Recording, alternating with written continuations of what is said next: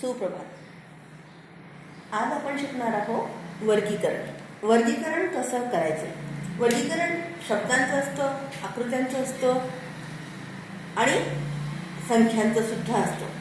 आता वर्गीकरण करताना वेगवेगळ्या गोष्टी लक्षात ठेवायला लागतात.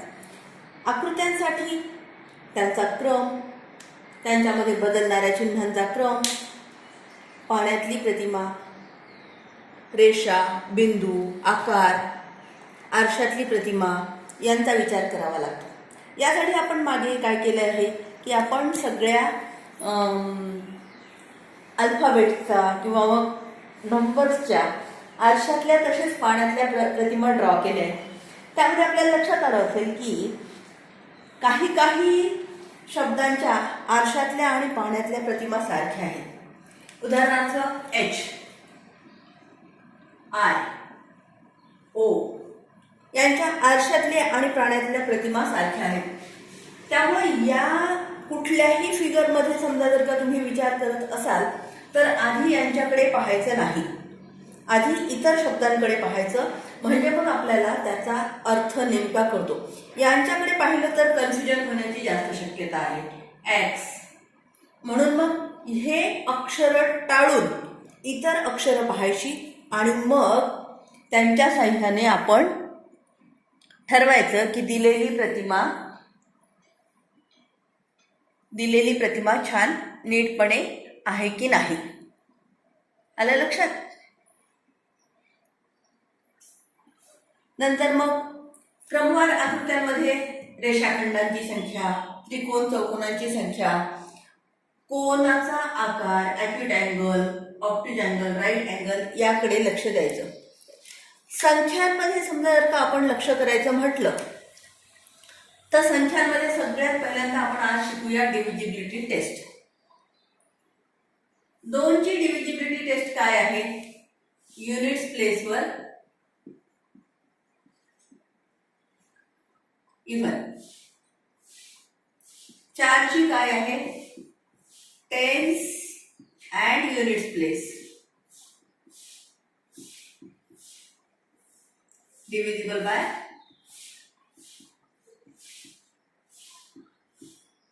4. 8ची काय आहे. h, 100, tens and units place divisible by 8. तुम्हाला लक्षात आलं काय की 2ची पॉवर वाढत जाते आहे आणि 2ची पॉवर ज्या प्रमाणात वाढत जाते आहे त्या प्रमाणात hundreds place, units place, tens place add होत जात आहेत. म्हणजे समजा आपल्याला एखादी संख्या समजायची आहे की डिव्हिजिबल आहे की नाही ते, तर एक लक्षात घ्यायचे की कुठलाही 10 हा 2 ने डिव्हिजिबल असतो, कारण की युनिट्स प्लेसवर काय आहे 0. कुठलाही 100 हा 4 ने डिव्हिजिबल असतो. कुठलाही 1000 हा 8 ने डिव्हिजिबल असतो. कुठलाही 10,000 हा 60 ने डिव्हिजिबल असतो. याचा अर्थ काय. समजा मी 3,04,000 लिहिलं आणि विचारलं की इज इट डिव्हिजिबल बाय 8. 3 शून्य आहेत. येस. समजा मी लिहिलं की 4,500 is it divisible by 4. 2 zeros आहेत. येस. म्हणजे कुठलाही 100 हा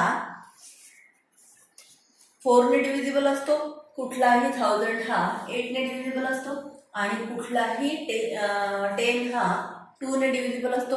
अशा प्रकारे यांची डिव्हिजिबिलिटी टेस्ट वाढत जाते. यानंतर दुसऱ्या संख्यांचं पाहू. तुम्हाला माहीतच आहे तशा, पण एकदा त्यांचा उपयोग कसा होतो, वर्गीकरणात काय उपयोग होतो. वर्गीकरण वेगवेगळ्या प्रकारे करायला लागतं. वर्गीकरण करताना कधी एकाच अंकाने भाग जाणाऱ्या संख्यांचा ग्रुप पडतो, कधी इव्हन संख्यांचा ग्रुप पडतो, कधी लीप इयरचा ग्रुप पडतो, कधी वर्गसंख्यांचा ग्रुप पडतो. यासाठी आपण उन्हाळ्यात वर्क केलेलंच आहे की आपण वर्ग लिहिलेले आहेत, 50 पर्यंत वर्ग लिहिलेले आहेत वगैरे. 3चे अनेक घातांक लिहिले आहेत, 2चे अनेक घातांक लिहिलेले आहेत. म्हणून मग इथे आपल्याला हे लक्षात ठेवायला लागतं.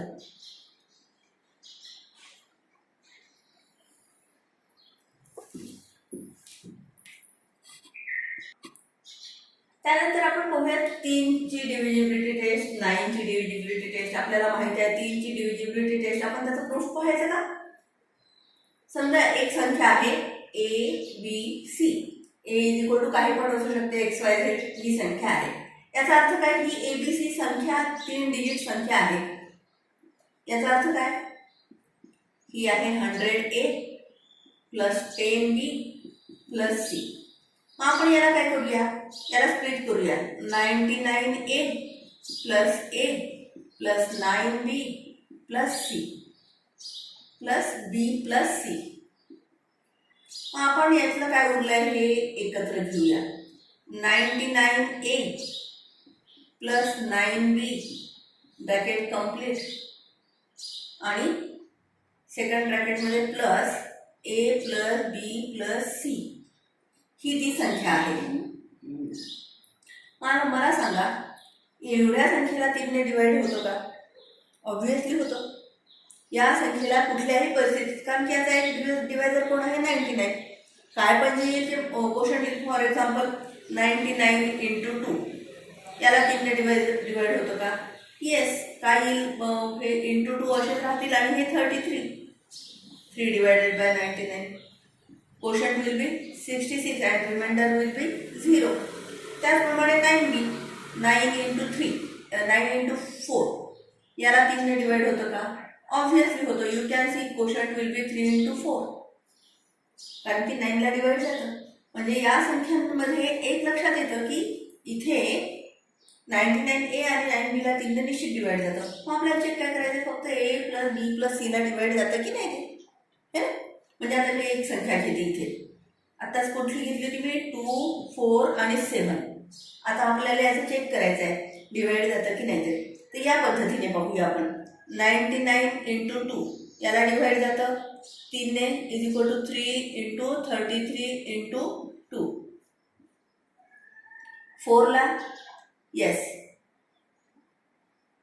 4 इंटू 9 इंटू 4 याला डिवाइड जातं का? येस. 3 इंटू 4 आणि 7चं आपल्याला माहित नाही. 7चं तर युनिट्स प्लेस आहे, ते तर डायरेक्ट करूनच पाहायला लागेल. मग आता उरली संख्या कोणती? 2 प्लस 4 प्लस 7. मग आता किती आले पहा बरं. 6 प्लस 7 इज इक्वल टू 13. आता आपल्याला सहजच माहिती आहे की 13 is not divisible by 3. Therefore 247 is not divisible by 3. Did you get the point? समजलं हे डिव्हिजिबिलिटी टेस्ट. तर अशाच प्रकारे आपण सगळ्या इतरही डिव्हिजिबिलिटी टेस्ट व्हेरीफाय करू शकतो. तर त्याप्रमाणे आपण असं लक्षात घ्यायचं आहे की आपल्याला वर्गीकरणासाठी सगळ्या टेस्ट माहिती पाहिजे. तुम्हाला आधीच्या गणिताच्या पुस्तकात शिकवलेल्या असतील, पण त्यांचा इथे कसा चपखल उपयोग होतो आणि ह्या टेस्ट माहीत असणं सगळ्याच बाबतीतनी किती आवश्यक आहे हे लक्षात येईल. त्यानंतर 4ची झाली. 5ची टेस्ट तुम्हाला माहिती आहे. 5ची टेस्ट युनिट्स प्लेस 0 और 5. 6ची टेस्ट सोपी आहे. If a number is divisible by 2 and 3 दोघांनीही डिवाइड होत झालं पाहिजे. इथे 2 आणि 3 म्हणजे काय? There are 2 co-prime factors of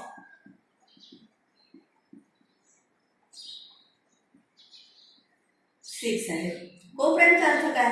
की HCF ऑफ 2 and 3 इज 1. हा को-प्राइमचा अर्थ आहे. जर का दोन संख्या ज्यांचा HCF 1 आहेत त्यांनी जर का एखाद्या संख्येला डिवाइड होत असेल तर त्या संख्येला निश्चितपणे त्यांच्या प्रॉडक्टने डिवाइड होतो. म्हणजे समजा आता आपण घेऊया मोठी संख्या घेऊया 3, 4, 2, 7. आता आपण इथे पाहूया. काही पण संख्या घेतली आहे मी, रॅन्डम संख्या घेतलेली आहे, मला माहित नाही ती डिवाइड होते की नाही होते. मग आपण पहिली टेस्ट लावूया. कोणाची टेस्ट लावूया? 2ची टेस्ट लागते का? नाही. म्हणजे 6ची टेस्ट लागणारच नाही. मग मी इथला नंबर बदलवते, हा 8 करते. ठीक आहे. आता 2ची टेस्ट लागली इथे. ओके. मग आता आपण काय करूया? 3ची टेस्ट करूया. 7 to 9 प्लस 8 17. 3ची टेस्ट नाही लागली म्हणजे हा 6 ने डिवाइड होत नाही. 2ची आणि 3ची टेस्ट नाही लागली तर हा 6ने डिवाइड होत नाही. मग आता इथे काय करूया आपण, 17 आलं तर तिथे इथे मी करते 6. मग आता काय झाली बेरीज पहा बरं, हा इव्हन नंबर पण आहे आणि हा यांची बेरीज इथे 15 आय थिंक. पहा बरं, 6 4 10 5 15 15. मग आता याला 3ने 6ने डिवाइड जातं का चेक करू. 5 30 4 2 7 4 2 6 6 6 1. गेले कम्प्लीट डिव्हिजन. त्याचा अर्थ काय, जर का को प्राईम नंबर असतील तरच ही टेस्ट लागते.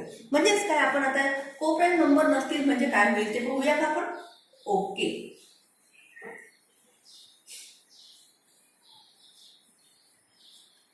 मला सांगा, एखाद्या संख्येला 2ने आणि 4ने डिवाइड होतो.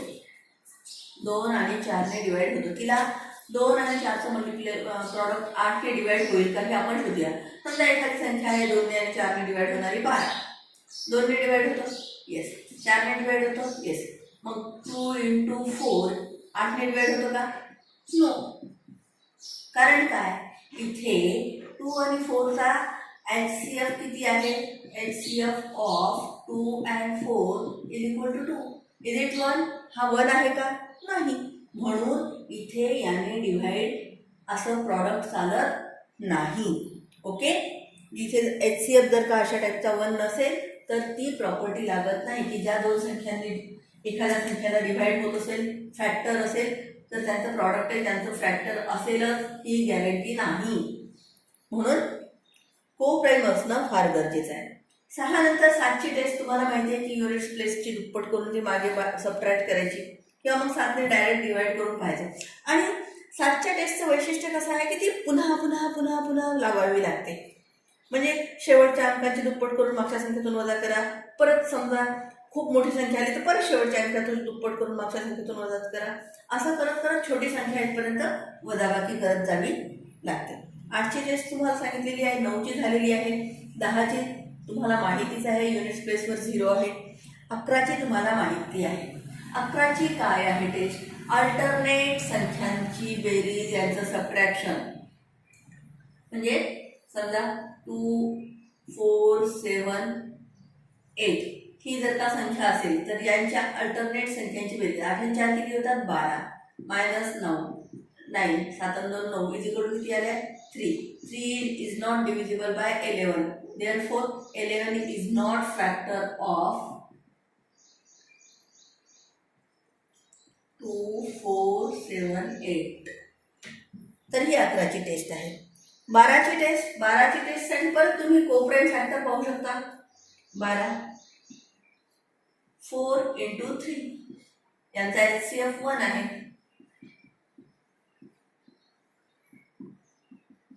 Therefore ज्या संख्येला 4ने डिवाइड होतं आणि 3ने डिवाइड होतं त्या संख्येला 12ने डिवाइड होतं.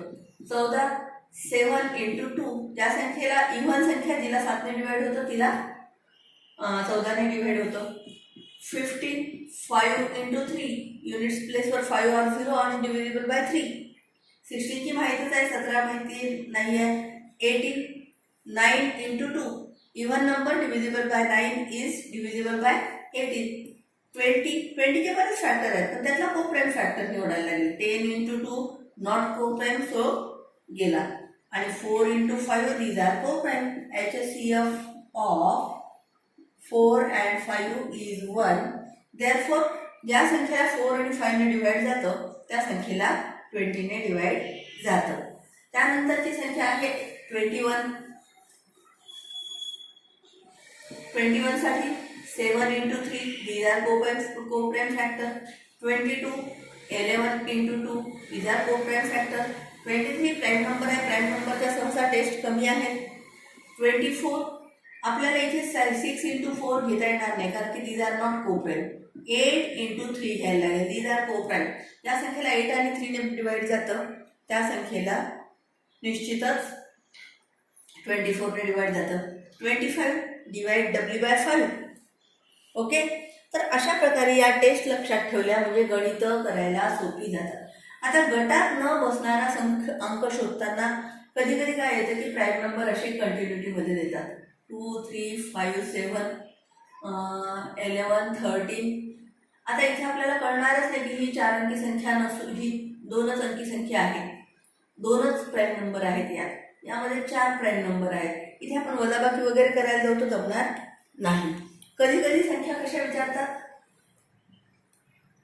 1, 1, 11, 13, 17, 25, 32 अँड सो ऑन. याच्यामध्ये समजा मी सध्या फक्त सिरीज सांगते. आपल्याला ग्रुप ओळखू आला की नंतर त्यातला ऑड मॅन आउट काढता येतो. इथे काय केलेलं आहे की या दोघांची बेरीज पुढे ॲड केलेली आहे, या दोघांची बेरीज पुढे ॲड केलेली आहे, या दोघांची बेरीज पुढे ॲड केलेली आहे, या दोघांची बेरीज पुढे ॲड केलेली आहे.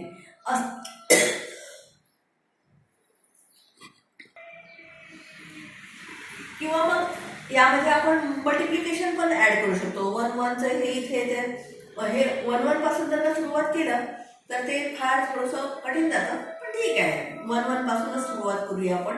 1, 1चं प्रॉडक्ट ॲड केलं तर येते 12, 12चं प्रॉडक्ट ॲड केलं तर किती येतं 14, 14चं प्रॉडक्ट ॲड केलं तर 18, 18चं प्रॉडक्ट ॲड केलं तर येतं 26 आणि यापुढे जो काय तो फरक जाणवतो. इथे 12 ॲड केलं तर इथे येतं 48. तर कधी कधी यांचं प्रॉडक्ट सुद्धा ऍड केलं जातं.